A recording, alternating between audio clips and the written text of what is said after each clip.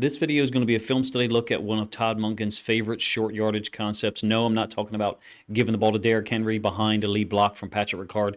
It's the pin pull pitch concept. He's utilized it in 2023 and a lot in 2024 in situations where 3rd and 1, 3rd and 2, and we don't want to, for whatever reason, run zone read option with Lamar Jackson or a dual read with Lamar and Isaiah Likely reading the backside defensive end. I'm actually going to show an adaptation he used against Washington in Week 6 that I think was pretty cool. I talked about it a little bit in the reaction video. Finally able to get around to a film study video on it on One Play Wednesday. Let's have a look. You guys let me know what you think of the concept the first time through. It's a 3rd and 2 in the 3rd quarter against Washington. Bobby Wagner's going to widen up because of the coverage that Washington is playing over here. They don't want to move this safety for whatever reason. And I'll also have a larger film study video about this play in a formation I call trips closed later on. Basically, Todd Monken ran pin pull pitch, except he didn't pitch it. Hence the name quarterback pitch. You got a lead blocker, Justice Hill. Another lead blocker and a pulling lineman, in this case happens to be Daniel Falele, goes for 33 yards for Lamar. Virtually unstoppable into the boundary. Even though you have a force corner over here, an edge defender, that edge defender is going to get pinned down. That's the pin nature of it. And the pull is one of the offensive linemen. In this case, it's Falele out in front. Essentially, in this alignment, Ravens fans don't get triggered by hearing this. Lamar is the running back, and the running back is the tight end. And so we'll get to that concept a little bit more later on, and I'll set it up. We'll come back to this play from the all-22 and the end zone angle. It's a huge moment in the 3rd quarter, basically, where Todd Monken showed Washington's defensive staff, hey, I can do this anytime I want to when the ball's on the right hash. Earlier in the game, on a 3rd and short, actually didn't use the pin pull pitch concept, went unbalanced. So 3 offensive linemen to the right. Left guard retained his normal alignment, Patrick McCarry. And then to the backside of the unbalanced set is Mark Andrews. Washington identified it. I think it's Fowler. Lamar keeps it. Isaiah Likely actually is not reading it in this situation. It's an auto keep call, if you ask me. Excuse me. It's an auto loop call for Isaiah Likely. Lamar is actually reading it, in my opinion. He's reading Fowler. Let it run through one more time. Again, this is not the pin pull pitch concept. It's a zone read.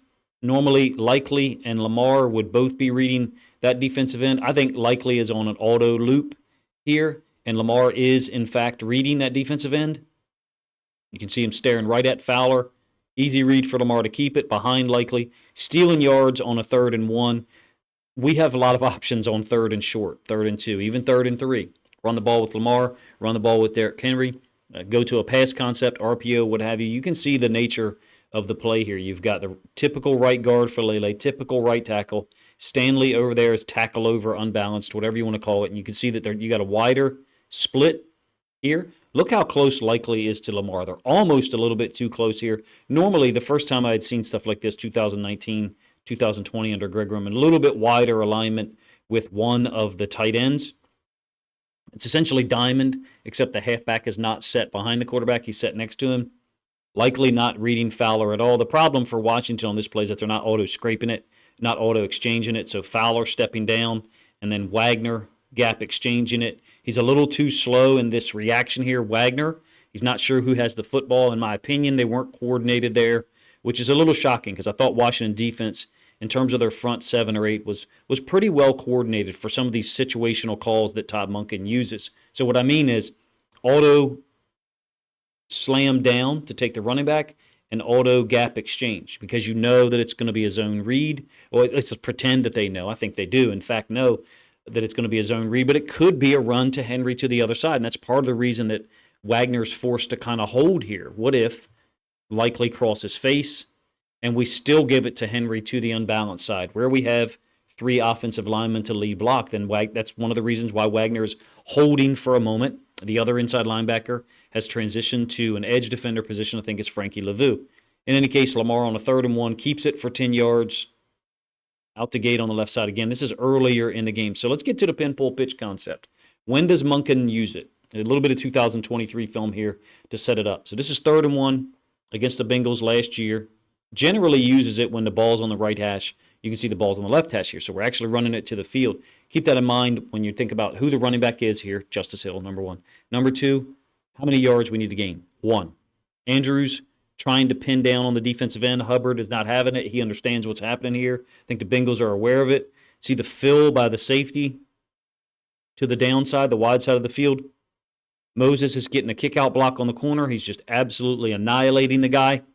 And then Justice Hill is able to pick up 2 yards. I think Cincinnati defended it really well. In my opinion, it takes advantage of the geometry of the field, whether it's to the boundary or to the wide side, which is more often referred to as the field side. It takes advantage of that width. It takes advantage of that geometry, and getting an offensive lineman out there to just annihilate a defensive back out on the edge it sets a tone, number one, even though it's a pitch play. If you're not sure what I mean by pitch play, normally it's the quarterback opening to the running back's path. So if the quarterback was to reverse pivot here and then toss the ball to Justice Hill, that's toss. If the quarterback opens to it, meaning his face, his chest initially turned to his right in a clockwise fashion, and the running back goes in that direction, that's pitch. As being a little picky there, but just so you have a little bit of understanding of why coaches refer to it as toss sometimes, why they refer to it as pitch. Zay Flowers in jet motion, again against Cincinnati last year. Week 2, opened to the running back path. We're also pulling the left tackle here, Macari, which is pretty cool. He's just trying to get to the backside inside linebacker. In this case, it's Logan Wilson. Again, it's a short yardage situation. Again, Morgan Moses absolutely annihilates a defensive back. In this case, it's Mike Hilton. It's not a 3rd and short. My apologies. It's a 1st and 10. We still get a 5 or 6 yard gain. You guys understand the concept. Pin, pull, pitch, sometimes to the boundary, sometimes to the field. This is an unbalanced set. Actually, it's a completely unbalanced set because now we have the tight end inside and Stanley is outside of the tight end, so he's going to step down. We basically are cross-blocking this with likely acting as one of the pulling linemen. Stanley's got a down block on, I think, Aiden Hutchinson. Likely pulling to the outside. Moses pulling to the outside. It's a 2nd and goal here against Detroit at home last year. You get the idea. Pin, pull, pitch can really take advantage of the defense into the boundary. I don't know why that plays in there twice. So let's get back to the play I want to talk about. And again, this evening I'll have on my Patreon an in-depth film study of trips closed formation, which is what this is. You know, it's technically this one's bunch, but trips closed A, where the running back and tight end are on the same side on the backside. I talked about it when we went into Dallas and ran the football all over them. It's a huge formational, I don't want to say tell, but it's a huge formation, I think, for the Ravens and for the way that Todd Monken runs the offense, being able to attack horizontally to either side with the run or the pass. So we'll get into that a little bit on my Patreon. If you haven't considered joining that, please consider joining it. It would help me out a lot. More and more of my YouTube videos are being demonetized. So the Patreon is probably going to be where I'm going to push a larger percentage of the film study. So we've showed this play once, and think about what we just talked about with the running back. On a pin pull pitch, normally we're pitching it to the running back who's going around the edge. Sorry, it should be an arrow. Around the edge, trying to get a short yardage gain. A pin concept, and then a lineman who's pulling. But if you recall from the previous iterations that I've shown, normally likely or another receiver is also over here. And we've subtracted that. Now we have trips or bunch to the field. Well, how do we accomplish the same task? We use the running back as the lead blocker and just run it with our quarterback. It's pretty interesting if you ask me. Little adaptation to the boundary. Lamar actually acts like he's going to hand the ball off for a moment. Maybe for an instant he forgot the play. I'm not sure. End zone angle. You get a really nice view of how the Ravens get this done. Credit to Falele for getting out here. I think we down block this. And I think we try to step here. And then Linderbaum, for whatever reason, is stepping to the front side 3 technique. Not sure why we're doing it that way. In previous iterations of this, we would just go on ahead and let Linderbaum reach the nose, and then the left guard could pull and get out in front as well to try to seal that backside to basically prevent anyone else from getting to Lamar. It's a huge play, in my opinion, that can be replicated pretty much whenever we want to. When the ball's on the right hash, especially if we go trips to the field. And trips closed is something with an A gun, running back, tight end, same side, that is a pain from a defensive coordinator standpoint. I've always hated defending that formation. When you have these blankety-blank offensive coordinators, they're willing to throw the football over here to the backside, to the boundary. And now with Derrick Henry and Lamar Jackson, we have a significant run threat to that side as well. So if you're interested in that, let me know. You could even join my Patreon just for a day, just to participate in that video tonight. So you can see how we get it blocked up. Falele doesn't get a KO like Moses did last year, but either way, he's got the force player.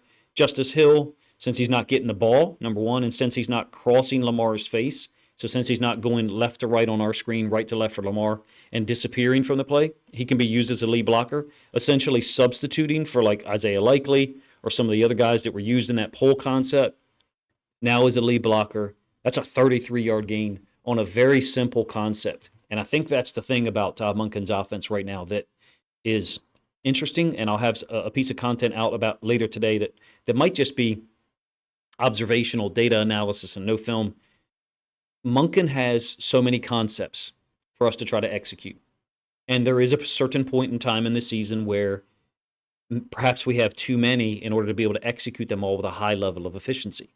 It seems as if earlier this year, 2024, the Ravens players have gained the ability to execute a wider net or a wider array of concepts whenever Monken wants us to. Now, then it becomes Monken's job to use a wider bag of tricks, a wider set of plays at the correct time, at the correct moment, and also set up a situation where Lamar can go up to the line of scrimmage and he can have two potential plays called, look at the defense, which one gives us the highest percent chance to work.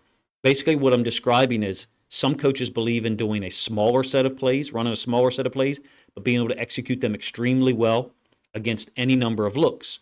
Some people believe in, I want to have 30 different plays, and there is a point in time, no matter what level of football you're coaching at, such that when you have, quote, too many plays, you can't execute all of them efficiency upon command.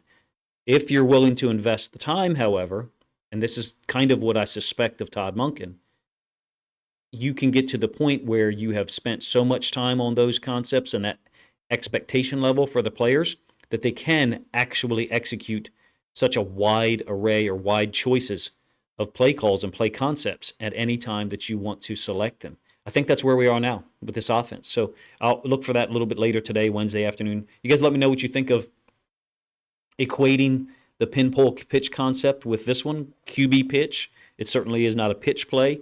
Lamar is keeping the ball once it's snapped to him, but I think it takes advantage of the geometry of the width of the field in a way that NFL defenses, particularly if they're going to be in their nickel defense, just really cannot adjust to. Appreciate you guys' time, man. Let me know what you think of the video in the comment section.